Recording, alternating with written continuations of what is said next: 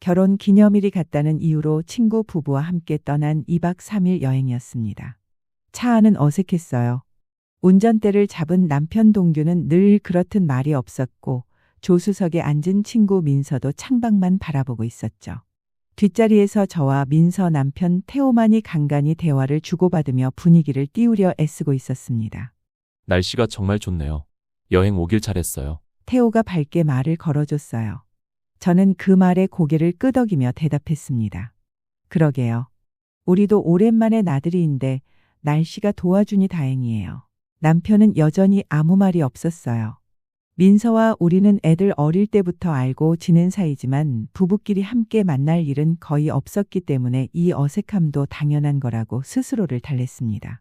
그래도 첫 여행치고는 분위기가 나쁘지 않네. 속으로 안도하며 창밖을 바라봤어요. 가을 햇살이 따스하게 차창을 스쳤습니다. 펜션에 도착한 건 저녁이 되어서였어요. 긴 시간 운전을 하느라 지친 남편은 짐도 제대로 풀지 않은 채 거실 소파에 드러누웠고 코를 골기 시작했습니다. 민서도 피곤하다며 일찍 자기 방으로 들어가 버렸죠. 태호가 미안한 듯 웃으며 말했어요. 이나 씨, 오늘 다들 피곤한가 봐요. 내일은 더 재미있게 놀아요. 괜찮아요? 저도 좀 쉬어야겠어요. 저도 샤워를 마치고 방으로 들어갔습니다. 침대에 누워 천장을 바라보니 문득 이런 생각이 들었어요. 우리 부부는 언제부터 이렇게 됐을까?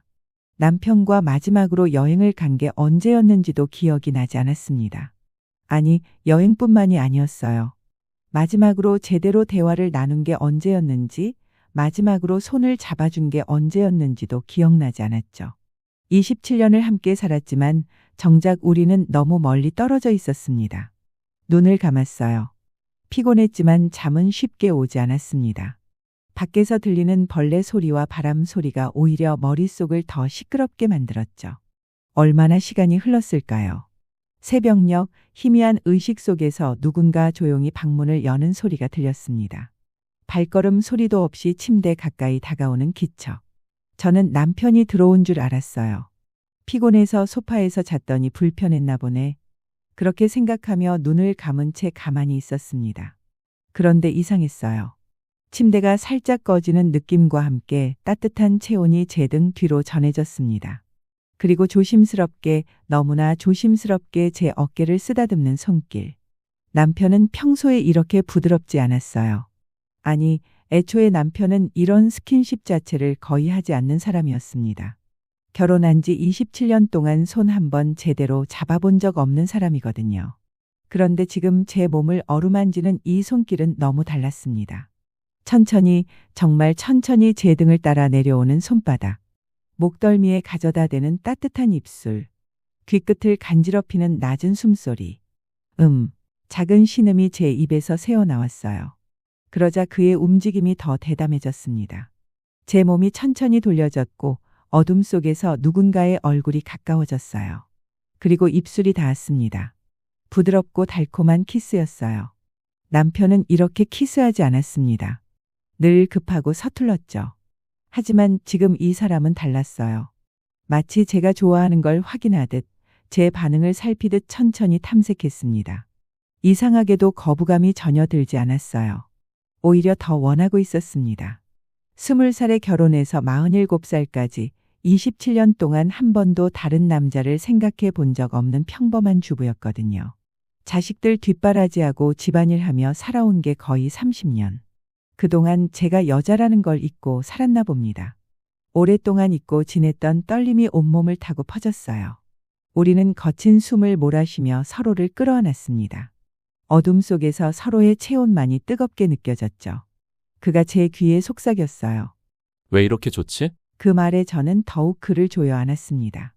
대답 대신 더 깊은 키스로 답했죠. 남편이 이렇게 변할 수 있었구나. 그동안 내가 몰랐던 걸까? 머릿속으로는 이런 생각이 스쳤지만 몸은 이미 반응하고 있었어요. 참지 못하고 소리를 내뱉는 순간 그의 입술이 재빨리 제 입을 가로막았습니다. 거실에서 자고 있을 남편과 옆방의 민서를 생각한 것 같았어요. 그 배려가 오히려 더 자극적이었습니다. 하지만 그때 달빛이 커튼 사이로 스며들며 방 안을 희미하게 밝혔어요. 저는 키스하는 와중에 본능적으로 눈을 떴습니다. 그리고 제 앞에 있는 남자의 얼굴을 똑똑히 봤죠. 세상이 멈춘 것 같았어요. 내 앞에 있는 건 남편이 아니었습니다. 친구의 남편, 태호였으니까요. 입을 막고 있던 그의 손이 느껴졌어요. 태호도 제가 눈을 뜬 걸 알아챈 것 같았습니다. 하지만 멈추지 않았어요. 아니, 더 깊이 파고들었습니다. 저도 멈추지 않았어요. 멈춰야 한다는 걸 알았습니다. 지금 당장 밀어내고 소리를 질러야 했어요. 하지만 몸이 말을 듣지 않았습니다. 아니, 솔직히 말하면 멈추고 싶지 않았어요. 너무 좋았거든요. 27년 만에, 아니 태어나서 처음 느껴보는 이런 쾌락. 누군가 저를 여자로 바라봐주는 이 시선. 제 이름을 부르며 저를 원하는 이 감정. 모든 게 처음이었습니다.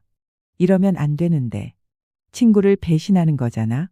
머리로는 알고 있었지만 몸은 정직했어요.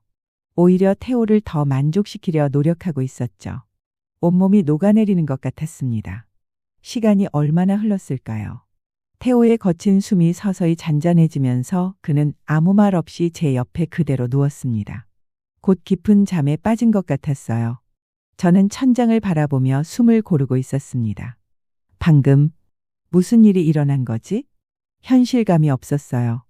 꿈을 꾼 것 같았지만 온몸에 남은 그의 흔적과 아직도 두근거리는 가슴이 이게 현실이라고 말해주고 있었습니다.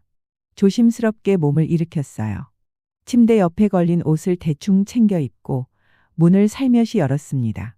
복도에는 아무 인기척도 없었어요. 거실로 나가보니 남편은 여전히 소파에서 자고 있었습니다. 등을 돌린 채 낮에 입었던 옷 그대로 담요도 없이 깊이 잠든 모습이었죠. 건너편 방, 민서가 자는 방에서도 아무 소리가 들리지 않았어요. 아무도 몰라. 아무도. 안도감과 동시에 죄책감이 밀려왔습니다. 저는 다시 제 방으로 돌아왔어요. 태호는 여전히 깊은 잠에 빠져 있었습니다. 침대 반대편 끝에 조용히 누워 눈을 감았습니다. 하지만 잠은 오지 않았어요. 머릿속이 너무 복잡했거든요. 내가 정말 이런 짓을 한 거야? 친구를 배신했다는 죄책감. 남편에게 미안한 마음. 하지만 그 이면에는 부정할 수 없는 쾌락과 만족감도 함께 있었습니다. 27년 동안 단 한 번도 느껴본 적 없는 떨림. 누군가 저를 여자로 바라봐 준다는 사실. 그게 이렇게 달콤할 줄 몰랐어요. 창밖이 서서히 밝아오고 있었습니다. 새벽 공기가 차갑게 피부를 스쳤죠. 태호가 깨기 전에 어떻게 해야 할까? 아침에 마주치면 뭐라고 해야 할까? 민서를 어떻게 대해야 할까? 남편 앞에서는 어떤 얼굴을 해야 할까? 수많은 생각들이 머릿속을 어지럽혔습니다. 하지만 한 가지는 확실했어요. 어젯밤 일은 절대로 들키면 안 된다는 것. 그리고 다시는 일어나서는 안 된다는 것. 적어도 그때는 그렇게 생각했습니다.